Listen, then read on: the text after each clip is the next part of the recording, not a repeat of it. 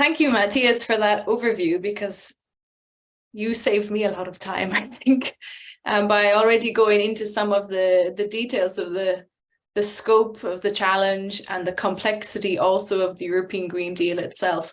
So I'm going to skip through quite a few of my slides, but I will make them available afterwards to anybody who wants more information.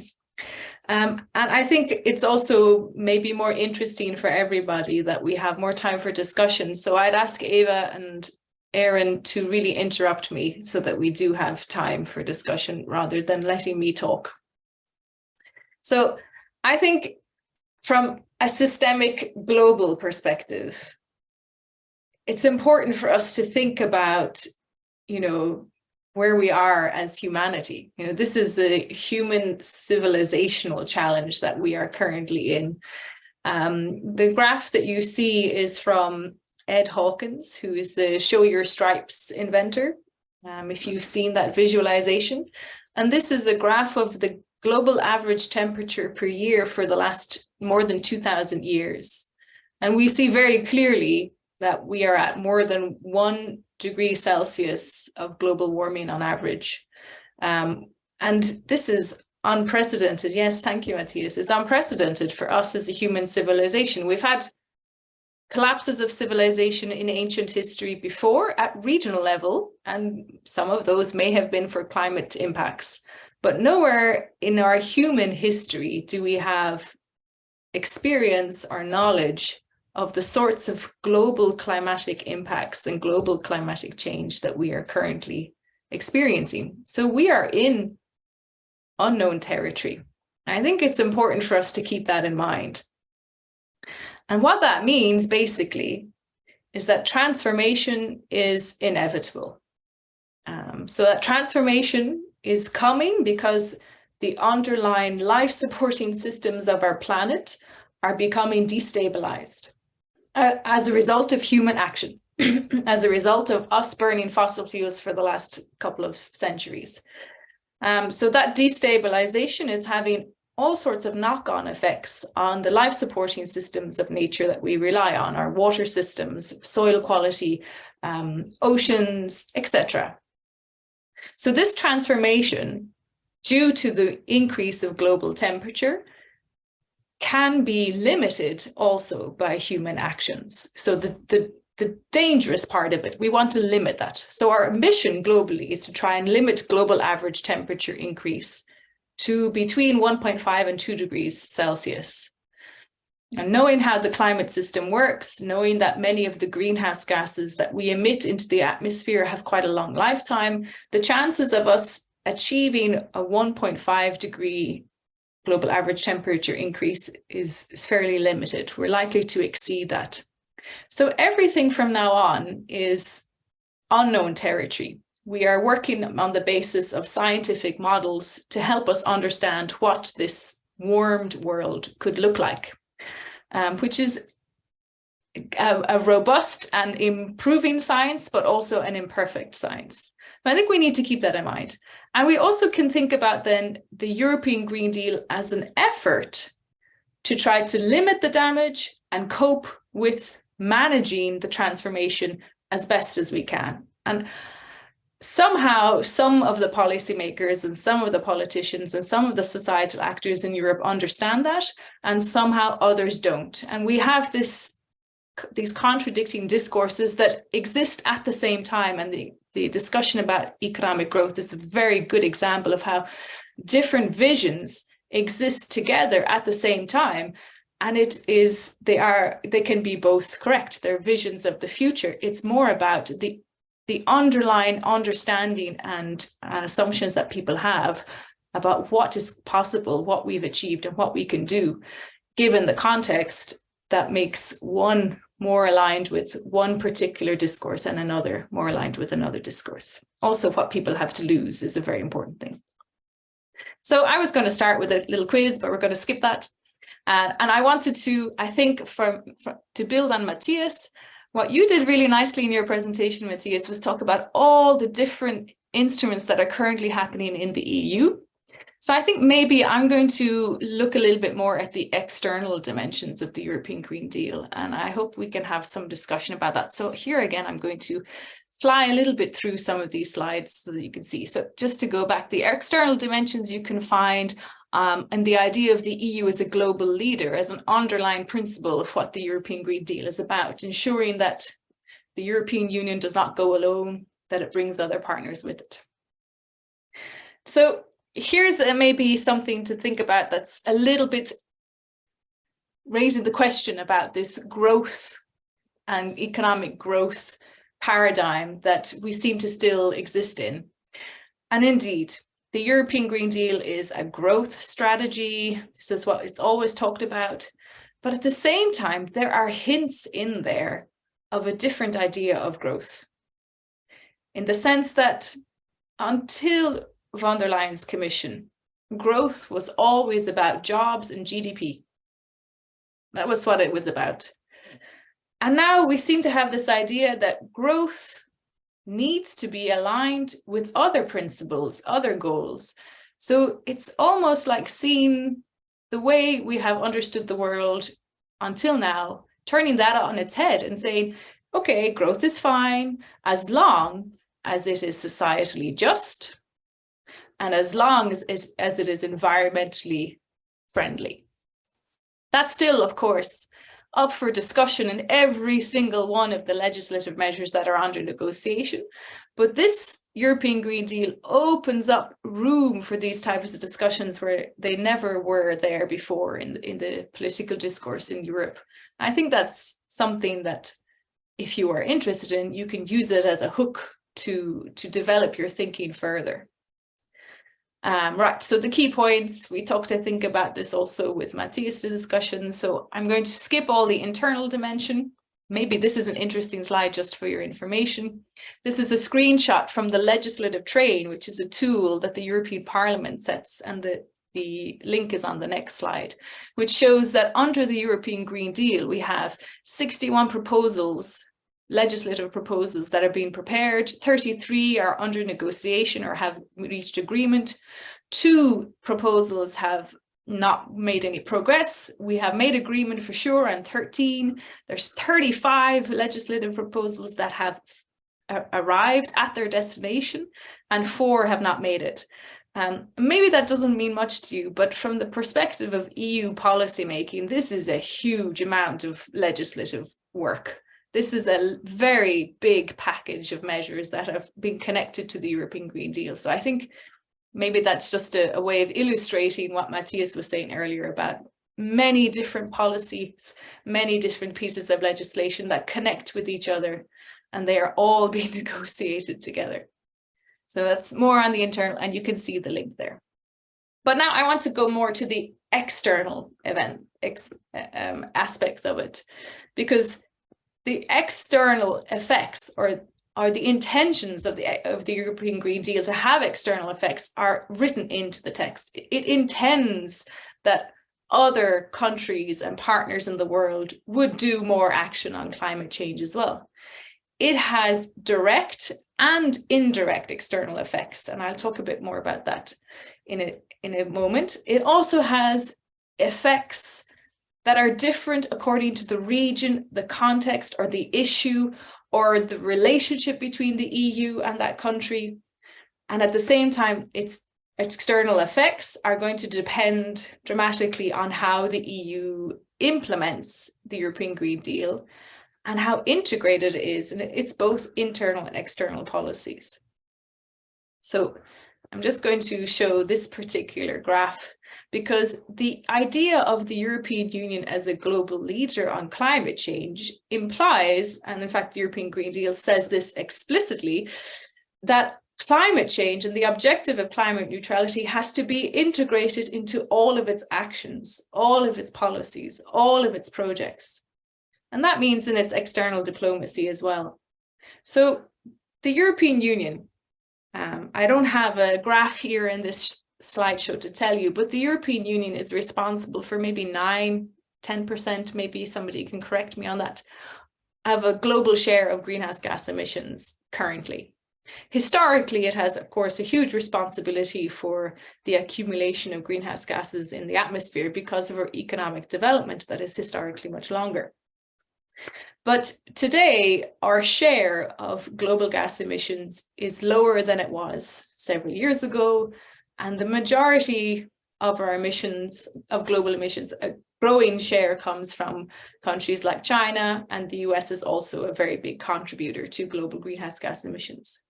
So statistically, mathematically, if the European Union reduces its emissions to absolute zero, which is also not what's being proposed, but absolute zero, that still does not solve climate change. It is a global issue. We need to have other countries and partners also on board taking action.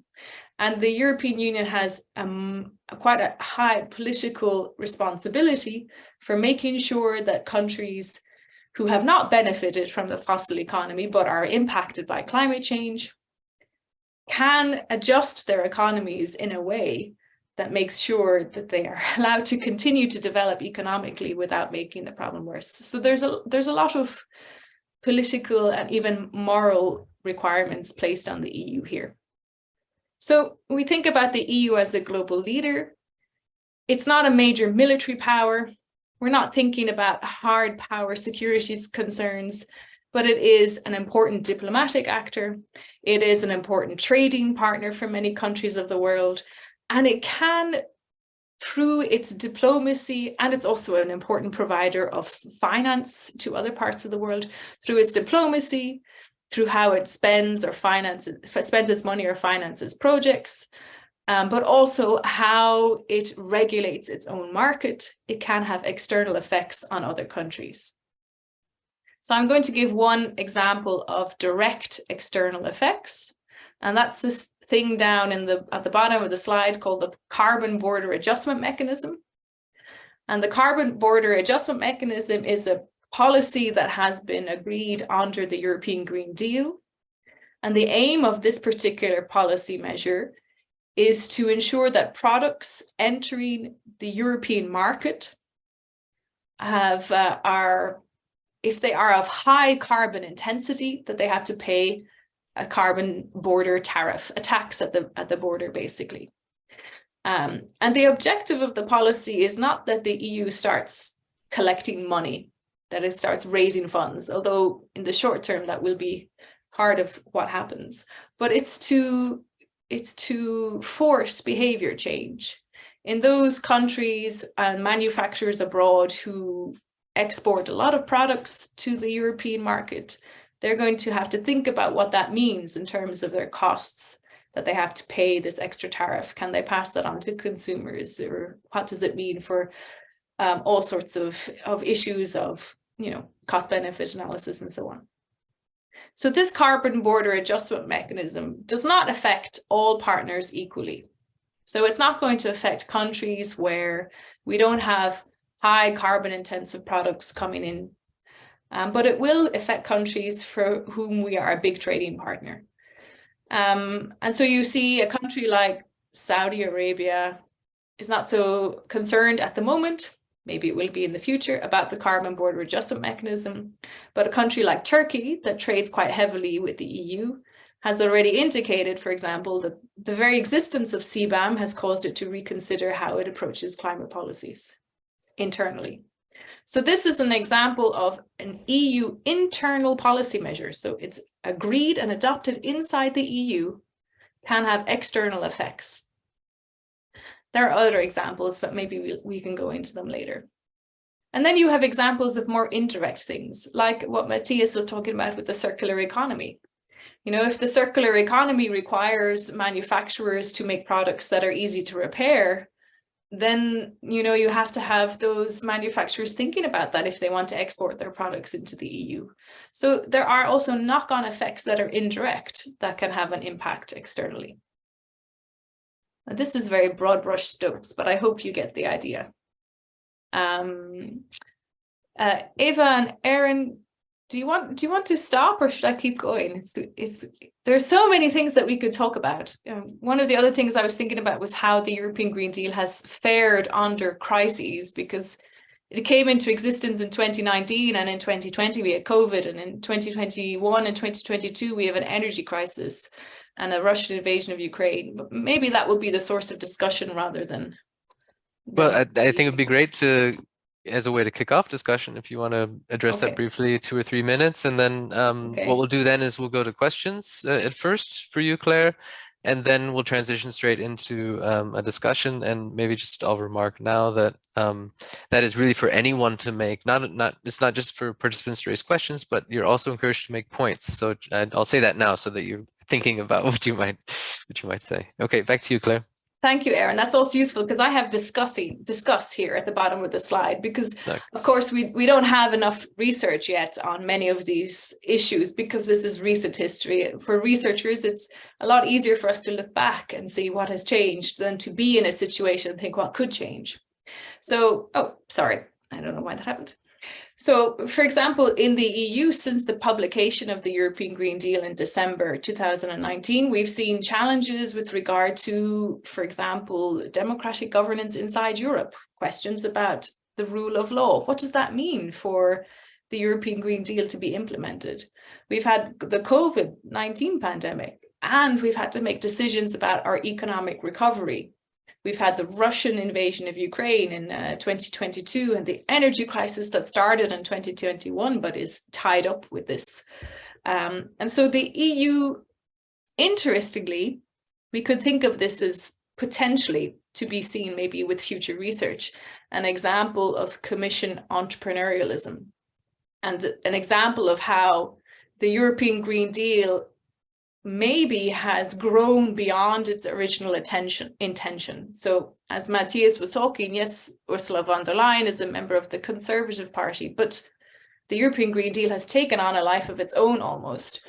Also, maybe potentially partly because of Frans Timmermans, who is a socialist and democrat, who is in charge of managing the European Green Deal in the Commission.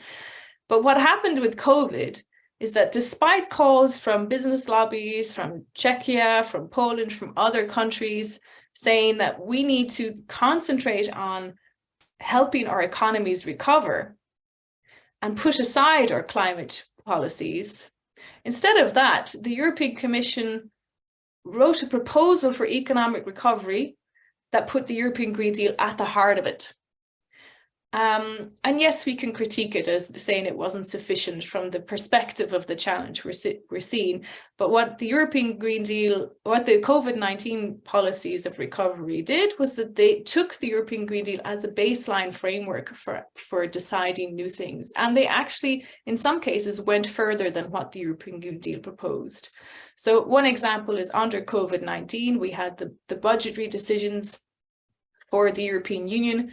And under the budget, the decision was made that 30% of the budget spending should go to climate-related projects. Before COVID, the proposal for this earmarking of funding was 25%. So there was an increase. We can see the same with the energy crisis and also the Russian invasion of Ukraine. It's not perfect, but the European Green Deal is a central pillar of the EU's response here. And the EU's response is very political. It's about getting ourselves off Russian energy sources as quickly as possible. But how the EU goes about it is not entirely 100% compatible with the European Green Deal, but it does accelerate some of the aspects of the European Green Deal, such as the rollout of renewable energies, such as improvements in energy efficiency. There we do see complementarities and coherence with the European Green Deal. Less so when we talk about sourcing alternative energies, but that's part of this tension between security and sustainability. So I think what's particularly interesting from a historical perspective, so I've been studying the EU for more than 15 years now, and historically, the fact that in crisis times, our climate policy and our environment policy under the European Green Deal remains a central pillar of our policy responses is almost surprising, or is quite surprising, because historically that was not how it was. So we can see the political momentum that is behind it. So yeah, I mean, I don't want to say that everything is perfect. transformation is tricky, it's difficult. The success, the scale, the speed, and the scope of it, managing this transformation, it's not easy. We shouldn't underestimate crises. Things are anyway going to be variable.